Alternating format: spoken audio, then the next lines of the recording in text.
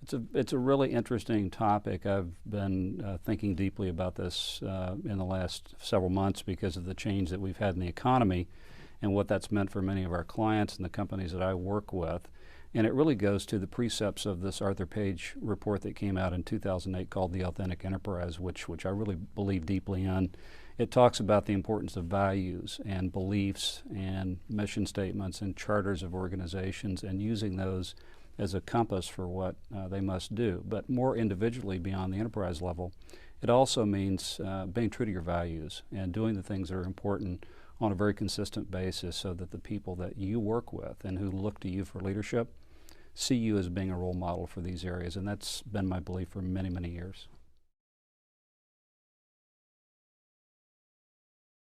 Excellent leadership, in my opinion, starts with listening. I've long believed in this. When I first moved into my role in 1991 with a great organization, Ketchum Public Relations, I learned early on in my work that the people I worked with and served with in this agency had things to say to me that I didn't always hear.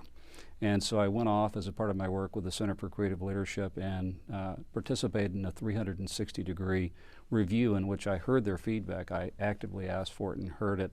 And they told me things that I really needed to know about how I led and how I could be more effective in that leadership. And I've tried to practice through the years great listening, number one, believing in a consistent set of core values that really help to guide me in what I do and to be a compass in that respect. Those two things are important, but also executing in a way that's consistent so that people see you living out those values and doing the things that you tell them are important. You have to really walk the walk in those values rather than just walking the talk.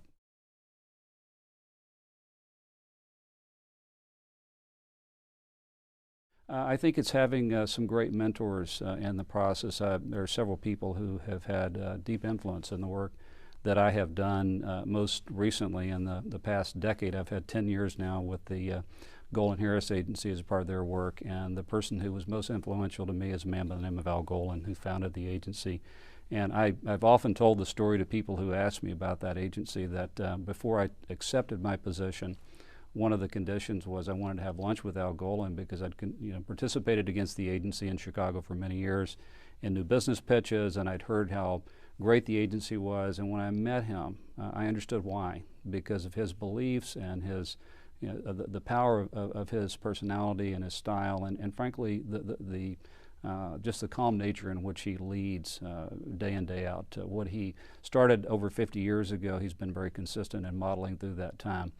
Dave Drobus, who was another great leader that I work with in the Ketchum Public Relations organization when I came up, always enjoyed working with him because he had the energy, the passion for the business, but was consistent in his beliefs and defended those beliefs both inside of our organization and also with our clients when the need existed. And I think those are important principles, not just to believe in great leadership, but also to practice it and to show others and to mentor them in that process. And I've taken a lot away through the years in my work with people like these two people.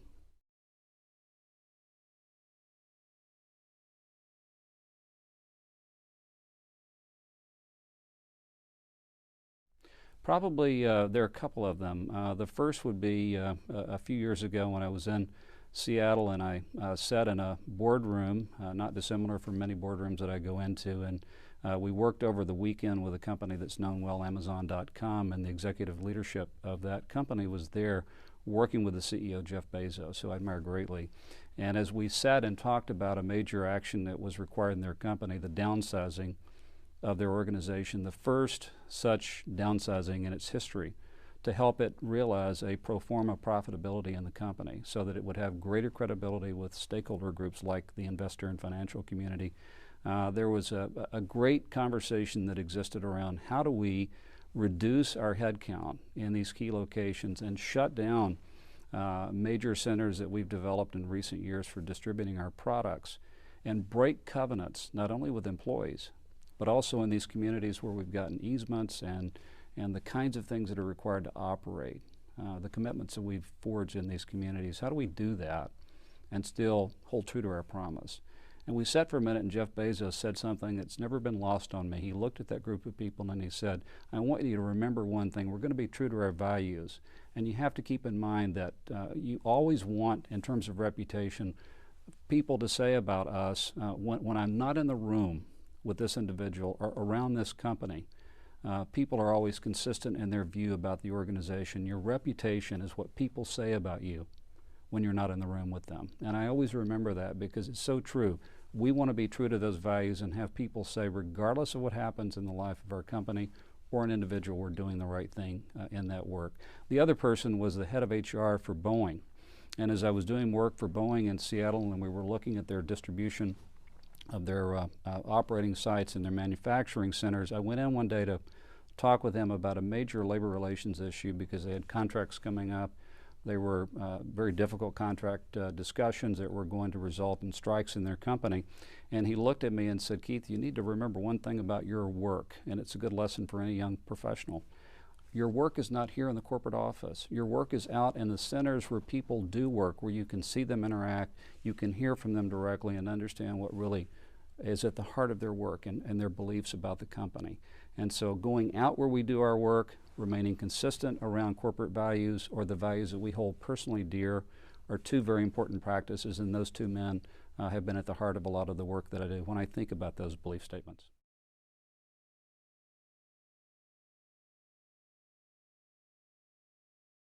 Today there are a number of people that I look to. We can look at some historic people who have both helped forge what our business is today, like Al Golan, for example. I'll also point out Harold Burton, who recently I went to a new business meeting in Washington. And as I left that meeting in the hallway, I saw Harold Burton, who at 87 still has a great passion for this business. And when I've met with him and talked with him in the past as a part of my work, he always tells me that you have to believe, but you also have to demonstrate what you believe. And he was there doing that. So Dan Edelman, Harold Burton, and certainly Al Golan, I always have admired these men for the work they do. But outside of those men, in today's world, there's some great people practicing. One of them that I have great admiration for is a man by the name of John Iwata, who's the Chief Marketing, Communications, and Citizenship Officer for IBM. I first met John back in 1992 when I was working on the re-engineering of IBM during the earliest period of change for that company. And he has been one of the consistent practitioners and greatest voices for the role of corporate values and leadership in the work that we do as practitioners. So these are some of the people that I look to, in addition, by the way, to the men and women really who are in the front lines of a lot of the places that I go and work. Inside of our clients who have belief and courage and do the things that are important.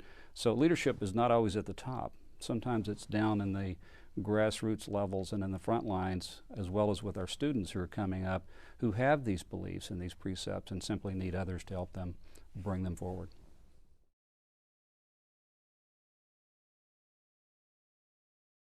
I really don't. I think the leadership skills that we have to use today must be consistent in the organizations in which we represent. There's a great need for transparency that really has developed over the past decade as we've gone beyond the period of Sarbanes-Oxley when we had the difficult periods for Arthur Andersen and Enron and WorldCom, not just in our country, but also if you go globally into Japan, for example, where they had similar issues. So on a global basis, we've seen a greater need for transparency, a greater understanding that the myriad stakeholders that we serve today are changing dramatically around the world, and therefore they require a greater sense of transparency and consistency in how we represent ourselves. And frankly, the public relations profession and the men and women who lead it inside of organizations today must also be, frankly, represent in the way the enterprise must, a same single voice. I call it one voice, one look. Whatever the organization does must be consistent in the way we help to present it internally and externally and among these myriad stakeholder groups that we have to deal with today. So I don't think it differs. I think it should be one and the same, and if we're not doing that work, then I think we're not really serving our many stakeholders well.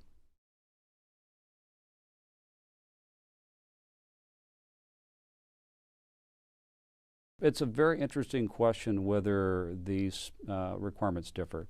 I think at the core of it, if you look at the precepts of how we have to do our work today, the competencies that are required, dealing with the multiplicity of new media that have emerged to change our world, the values that may be at the heart of each organization, whether it's a not-for-profit, a governmental body, an academic body, or even a corporation. While we may think about segmentation and how we deliver a message, at the heart of all of this is trust. And so I think you really have to be consistent regardless of which of these organizations you serve to understand what matters in terms of trust, to use that as a mechanism, or frankly at the heart of the work, use trust to help guide you in what you do. But I don't think it really differs in any of these organizations. I think it's the same if we're doing our job well, that a young professional coming up, a young man or woman, can go into any of these enterprises and practice at a very high level and be successful if they remember these principles of leadership. Today, I'm asked this question often: how do I lead in this profession? How do I get the experience to lead? And I always say, start by, while you're still in your undergraduate program, start by interning. And start by volunteering in the communities in which you live and operate, either on a college campus or back in your own home setting if you go back. You just have to start there. What separates, in the course of Golden Harris as an example, we may receive 400 to 500 resumes for a summer internship. And I make the point often to young people that resumes are great because they can tell me a lot about what work you've done, but what I often look first for is what has been your commitment to leadership in those communities in which you live and serve, on campus and beyond.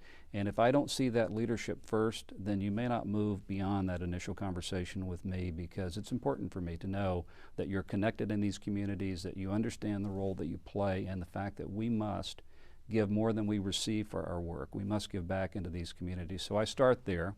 And I also ask them to think about being connected to the industry, even though they may not be serving clients yet, to be connected to the industry. And that means reading and being versed on the issues that we face. And I would start with the issue of culture. There are some great treatises on culture. You have to understand culture and the role that it plays. You have to understand that often art imitates life. And so what we see in society and in culture and in politics and in our environment has a lot of influence on our work as public relations practitioners. So be a great student of the liberal arts. Make sure you're connecting to the areas that we are most interested in today around culture and values and the changing face of global business, and be able to prepare yourself to have conversations with people about these various areas so that you can be as communicative about them as we expect you to be.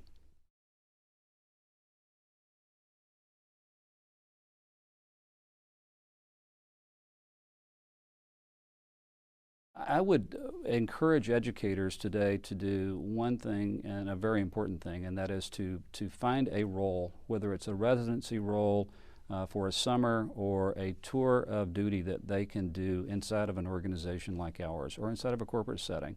The men and women who teach have to be versed on what kinds of things are happening in agency and corporate settings, and get out of the classroom and work with the men and women who hire the young people that are coming into the business, so that they can affirm the curriculum that they are using, they can affirm their teaching practices, and they can, in point of fact, say, as I have had this interaction with the professional community, here's what I've seen in terms of closing the gap among academic studies into the reality of this work, to make sure there is no gap, that there is alignment in that. So I think that's really important. Find a role, because we're very open to this. Find a place in one of our agencies for a summer.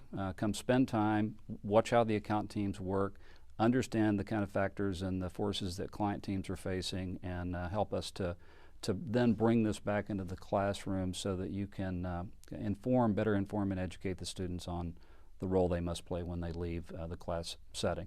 The second thing is, I think, give students good guidance and counsel based on what they learn.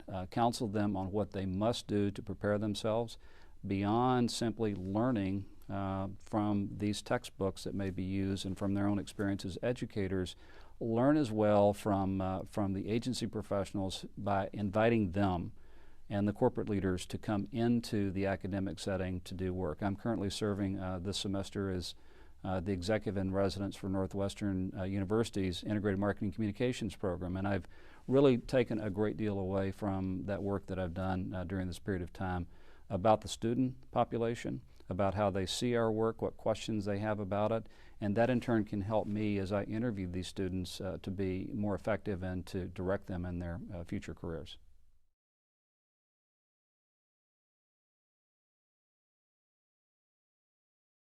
Leadership, I had a conversation about leadership this past year with Bill George, who is the former CEO of Medtronic, currently teaches at Harvard on this very topic of leadership, and has written two great books, the most recent of which is called True North. And as I was with him for a week on this very topic, he made the point that leadership cannot be taught. The principles of leadership can be affirmed, and I think we can point out what's important in leadership, but on the concept of true north, when you are squarely centered on doing the right things, when in the heart of your work you're guided by the core values that frankly make you a unique individual in the practice of leadership, then you can then learn from others as role models what works and what doesn't work. You can take away and integrate into your own being these very things that make you a better leader. But he makes the point, and I believe that point myself based on what I've seen through the years, that we simply can't open a text and show someone this is what's required to be a leader. But I do think we can take our own leadership forward and be a role model for others and help them in doing this more effectively.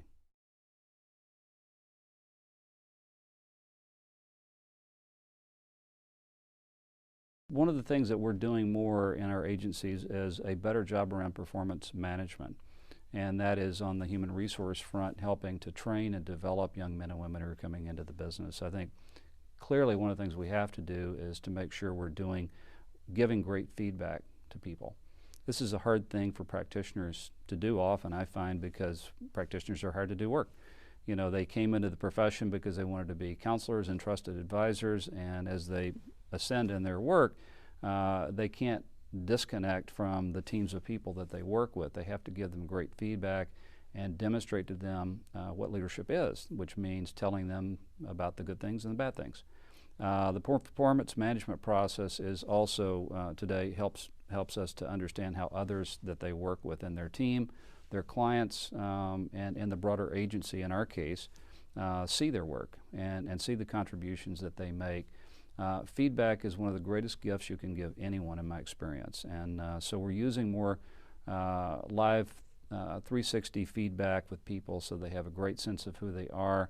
We're also showing them today, based on core beliefs, the new value systems that are being put in organizations, how they must perform and what is expected of them. When you can show them, then they can take what's inherent in their leadership and then model these things, as I pointed out earlier on the question of, can leadership be taught? I think it's taught when we are guided in the right way and can reinforce based on what we see and hear about the organization from others who are the mentors and models.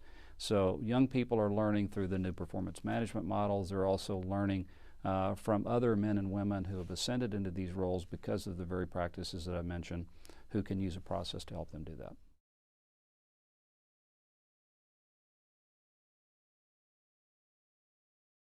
There are many, many different examples now over the past 2 decades for me, where I've seen just from the most innocent examples of where an agency or a corporation's had a downsizing, and you've seen a leader who has the frankly, who has the empathy and the compassion to sit down with someone on a one-on-one setting and explain to them why change is being made, and to separate the personal issues from the professional requirements of a company.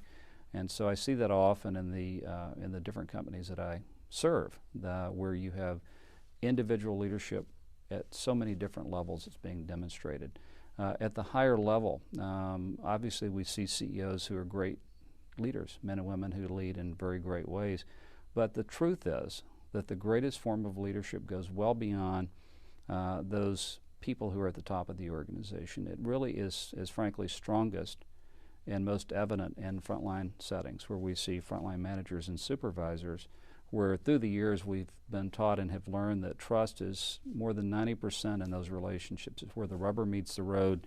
And so when people ask me, can you tell me where the greatest example of leadership is, I often say it's in those frontline managers, who are the heart of the organization, who have the highest number of conversations every day about what matters in the company, what matters in the association, what matters in that academic setting, how to translate that so that you can respond to it in the right way rather than overreacting to something that may come up, and what is expected of you as an employee, what you should do in your work.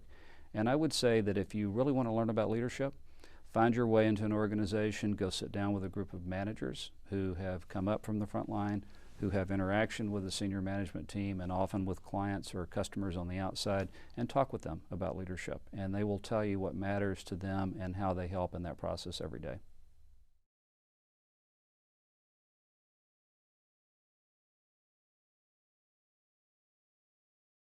There are several great books on leadership. I'm going to tell you the one that I really like the most is the book True North, which I've just mentioned to you, that I've read most recently. But outside of it, I would also counsel that students and others would go online to the Arthur Page website, take a look at the Arthur Page study known as the Authentic Enterprise. That should be almost a treatise, really, on thinking about our profession beyond what the Planck Center for Excellence in Public Relations and the Institute for Public Relations and the Public Relations Society of America and the Council of PR Firms, all these great organizations that are furthering the interest of public relations today, can take some key learnings away from this study on the Authentic Enterprise. And what's important about it is that that particular treatise has been developed by people who are from each of these organizations that I've just mentioned and who have a belief about the practice and how it will change. So I think that's an important paper as well. If you're really a student of reading and learning about what affects leadership, I would also encourage you to look at the works that have been done as long as the 1980s, back to the 1980s, by Dylan Kennedy, known as Corporate Cultures and the New Corporate Cultures. Those are two great readings. And beyond those readings, if you want to think about what change means and how employees receive it, the book called Communicating Change, that was written in 1991 by a great husband and wife team known as the Larkins.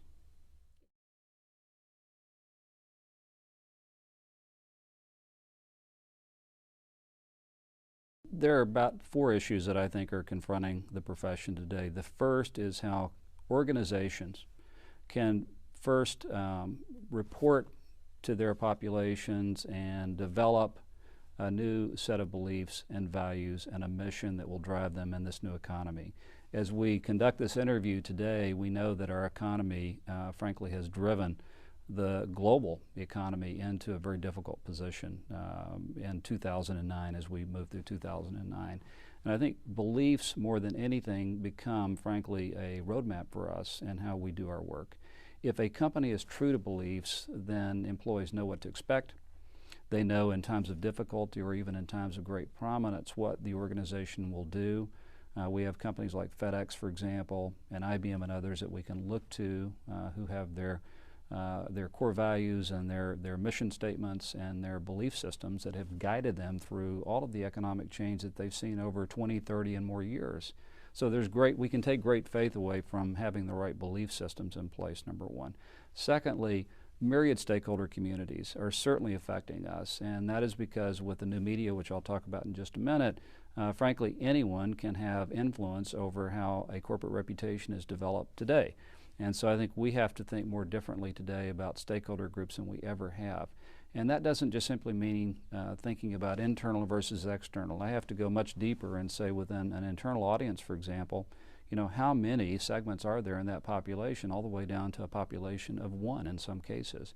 I've been in some organizations like the NASA, which is well known for its work in the United States government, and seen as many as 2,500 websites in one location, which means that you have a segmented population that likes to work together, sometimes in small groups, to hear the way information is presented to them differently than it would as a large population. So we have to think about segments of populations inside the organization, and then externally beyond the investor and financial community, beyond the legislative affairs and public affairs communities, going out to NGOs, third parties, and as we go out in this global community beyond the multinational community today, we have to think about what are the groups and other parts of our world that we haven't really accommodated in the past that will influence us.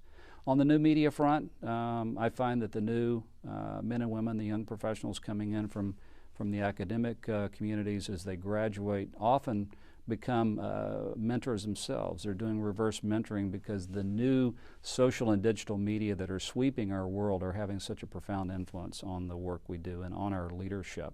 You know, I used to believe that it was very easy to build message platforms and to control the dialogue with communities that we support and communicate with from a public relations standpoint.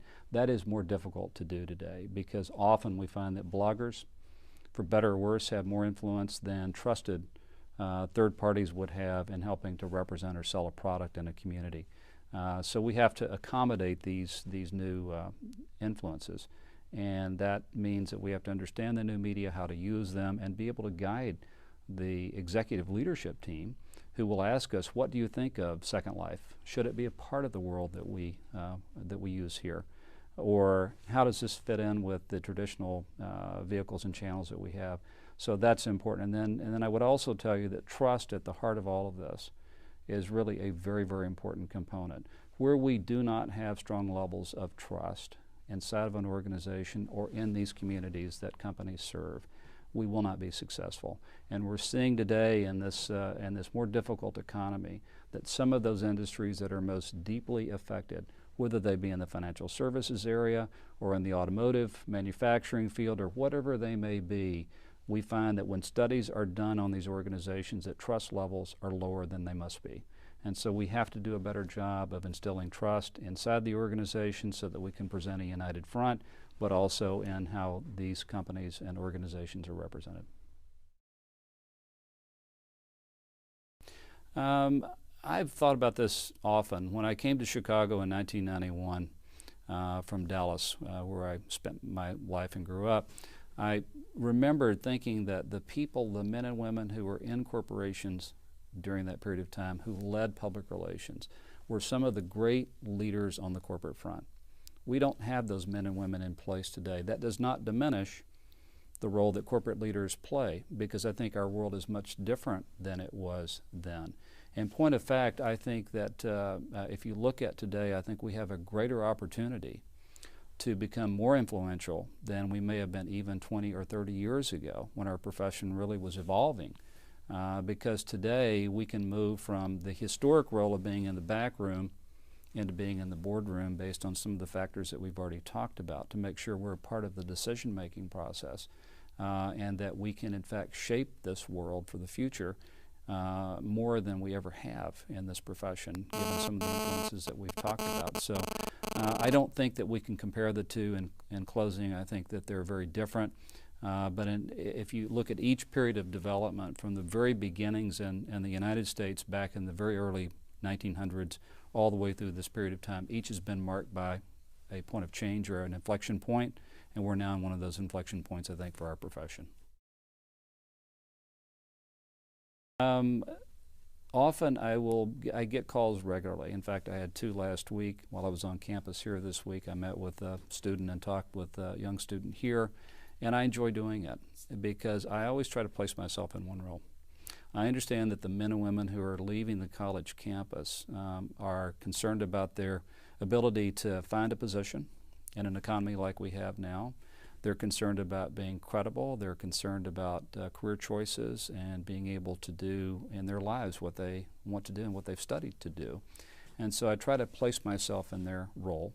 I understand having a conversation with somebody like me is important for them, to be able to have that conversation and to get guidance. And so therein is the heart of leadership, you know, to be able to understand that and to make the time. It's one of the most important things we do. We have had in our profession, I think, in recent years, and I've talked to a number of professionals about it, a crisis of leadership. And the reason we've had a crisis of leadership is that we often, as professionals, focus on our client work, we focus on getting through the day and on our own lives and what we believe is important without making time for the other things that really matter. And what does matter is knowing that we have much to offer people. And if we will sit down and make the time to have a conversation, or to take the call, or to respond to the email, regardless of how busy we are, and I'm as guilty as everybody else with schedules, you know, it really, really matters greatly. And I often are asked by students who come in, what can I do to help you based on what you've done for me? And what I always say to them is the same thing, and I did last night. When you find yourself in your job, and you will, I only ask one thing, that you keep the circle unbroken, that you do the same thing that you may find others do for you, either here on this college campus or beyond, so that our profession will advance and you will be a part of that process. So great leadership means recognizing that you have a role in it, whatever that role may be, small or large, that you can make a contribution. And I would encourage students to realize that, and to, as they come to us, ask great questions, listen, and be able to do their very best once they're in a position to make a difference, to in fact do that, make a difference with someone else.